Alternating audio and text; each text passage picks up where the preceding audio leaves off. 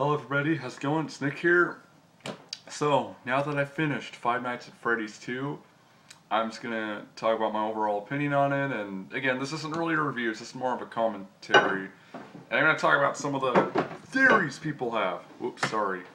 Anyways, personally, I don't give a shit about any of the theories in the game, okay? Because they're never gonna get explained, so why try, figuring out some that you're never gonna end up figuring out? Like, people debate whether the game's a sequel or a prequel to the first game, or a successor or predecessor, I should say. I personally think, someone forced me to answer, I'd say it's definitely a sequel. Because, well, the guy first mentions there's no doors, so, and then, I don't know, there's a bunch of things, like, mostly the ending is what convinces me that this is a sequel. That's that the restaurant is closing down. So that's what makes me believe it's a sequel. There's also another thing saying the puppet, I think is his name. I don't think he's got an official name, but he's whether he's an animatronic or not. Well, Scott said on the phone call, I think in the first night even, that it's sorry, I got a message on Facebook. Anyways. So, yeah, he's an animatronic. Scott says that in the first phone call. He said, the music box, doesn't seem to affect the animatronics except one of them. And I'm sure by one of them, he's referring to one of the animatronics. So, there you go. It's, it's an animatronic, okay? Problem solved. And if you don't agree, then talk to Scott Cawthon. He made the game. He knows everything about it. So, there you go. So overall though, I liked the game, I liked it, but at the same time I didn't really enjoy it that much because Night 5 and Night 6 were pretty damn hard. But Night 5 is the one that gave me the most shit. And, like I said, I do plan on now that I've unlocked the custom night, I am planning on taking on all the preset difficulties. I'm not intending on beating them, I'm just going to attempt them once, and maybe if I attempt them again, I'll record those moments. But apparently when you beat those preset modes, you get like a little toy on your desk next time you play. So anyways, it's a pretty good game though. I mean, even though it was an early release, people are a little confused, so if you are, let me clear up the confusion. Okay, so apparently what happened was, well actually not apparently, it's already been proven this is what happened. So, Scott was going to release the game on the 11th of November. And it turns out that when he submitted the demo download to NDDB, they said that it would take 3 to 4 days to verify, which of course it did, because I downloaded it right at like 12 o'clock when it was, November 11th. But, he said because of that, he was like, well, I've seen, the people I did give the secret demo to, they seem to enjoy it, and I can't find any bugs or glitches, although I did encounter one. And, he was overall satisfied with the overall product, so he decided, hey, why not? I'm going to release it. Now, I wish the game wasn't $8. Now, I do appreciate my friend buying it for me, because I was going to buy it, but I'm glad I didn't have to, because I'm saving up for something. But, it's just, I don't think it was worth $8. $5, I think it was, what it was worth, because it used the same engine as the last game, and not that it just uses Click Team Fusion, but it used the same, like, it used the FNAF engine, or the custom engine that Scott made for the game, so, it's not, the only difference is there's different rooms, and the game mechanics are a little different, but overall, it's not that different. There's still 5 nights, plus a 6th night, and a customized night. I mean, that's it. So, if anyone's like, oh, should I spend $8 on the game? Well, that's hard for me to answer because, like I said, I do think it's a good game. Whether it's better than the first one, I really can't say because I don't even know that myself. It's a real head scratcher, But I did enjoy it. Okay, and that's all I can tell you. I don't know whether you should buy the game or not for $8. For $5, I would say go for it. $3 more. I mean, if you're on a low budget, I'd say no, don't buy it. Don't waste your money. But if you do, if you got quite a bit of money, hey, then buy it. It'll be worth it. I'm sure it'll be worth your time. The only problem too is, playing those levels over and over and over again.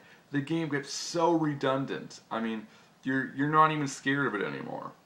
Yeah, the jump scares got me a little bit, but not that much. It just made me go, like that. It's not like I'm going to go, oh my god! It's just that's the problem, because the game's supposed to make you scared, but it doesn't after you're doing the same mundane thing like a billion freaking times in a row. Now, what I do like about this in the first game is that each night has its own little strategy. It may be the same as another night, but there's always going to be some kind of difference. Like I said, for night 5, left, middle, right, middle, right, and then check the cameras to wind up the music box and put the Freddy suit on.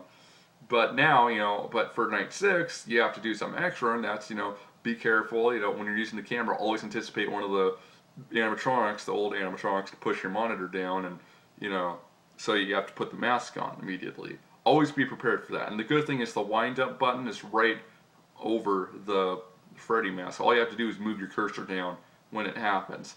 And it seems Markiplier wasn't doing that great. Now, although, I mean, I saw his video and he seems to get the hang of it now. He's now using that strategy. I wonder if he watched my video, because I believe that I am the first person to upload the 6th night complete on YouTube. Now, I know that's not going to win any awards or anything, but I believe I am the first, because I checked Markiplier's channel, I checked Harshly Critical's channel, I checked Jacksepticeye's channel, and none of them did it. I was the first, So, and I literally did, on YouTube, I typed in Five Nights at Freddy's 2, Night 6, and I only found one video, and that was this guy getting killed by Golden Freddy. And to be, what's weird is that Golden Freddy does not show up that much.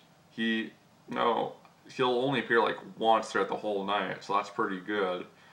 And, like I said though, overall, I did enjoy the game. I know I said don't waste your money if you're on a low budget, but I didn't mean it that way. I'm not trying to make it sound like the game is terrible, because it's not. Like I said, it's good.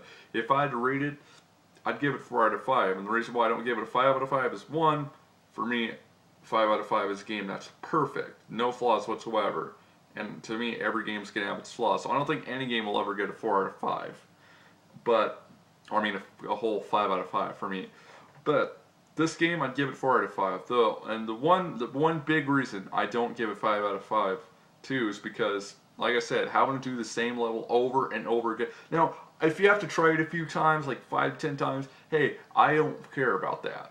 Maybe even 20 times. But when you have to do it almost 30 fucking times, it's just, by then, you're just sick of the game. You don't want to, like I said, I really don't want to play through that game again. I don't mind playing the custom nights, or, like I said, if I can set, I like that the fact that now, since I unlocked it, I could set the nights to something I want to do. But I'm not going to play that game again. I'm not playing through it again. At least I hope I don't have to. Now, I don't know if there's ever going to be a third game. I don't think there should be. Not because the game is terrible, but because they say the pizzeria closed down. I just don't think a sequel would fit. Or, another game. And even then, I don't know what else you can add into Five Nights at Freddy's 3. I mean, I think he's done all he could do. Now, to me, Five Nights at Freddy's is just a fad, and it's going to die down. And I hope it does. Not because the game is horrible, but, like I said, I've been trying to get a hold of the developer, and because of how popular this game is, he's getting tons of emails, I'm sure.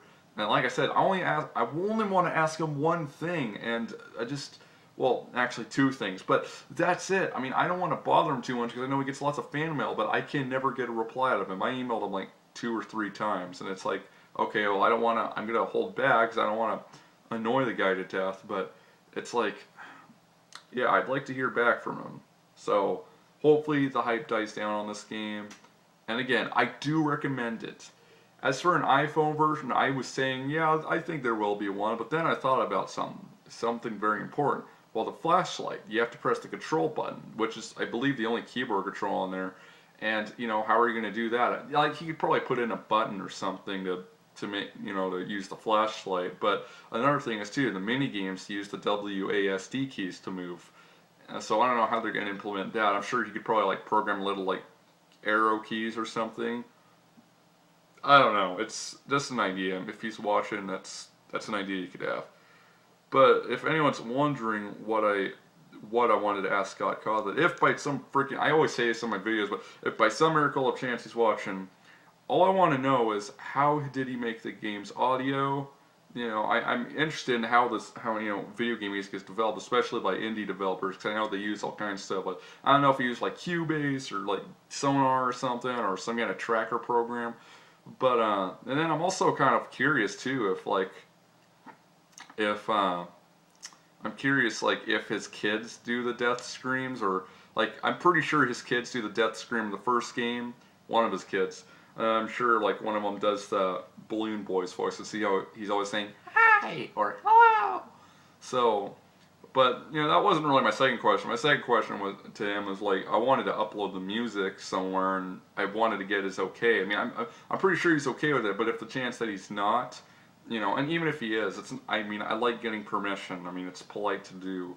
So, just, I don't know. Hopefully, I get to hear from him someday. I mean, if he replies to me, I don't even have to talk to him again if he doesn't want. I won't talk to him again if he doesn't want me to, okay? I just want those questions answered. I'm not asking anything about the storyline or anything like that, because I'm not interested in that. I just want to know those 2 freaking questions. Or 3. Unfortunately, I don't think they'll ever get replied to, but here's hoping that he does reply. Anyways, so yeah, good game, check it out, at least the demo's free, and that's the sure way to know if you want to spend the $8. How could I forget? If you're debating to spend the $8, play it, okay? Now, the YouTubers who got the early demo of Five Nights at Freddy's actually get 3 nights, the 3 nights in the game, while the main regular demo has 2, that's why it's called Five Nights at Freddy's 2 Demo Extended. So anyways, that's it. Thank you guys for watching, and again, this is not the last Five Nights at Freddy's 2 video I'm doing, I'm pretty sure. So, I'll see you guys later. Peace out.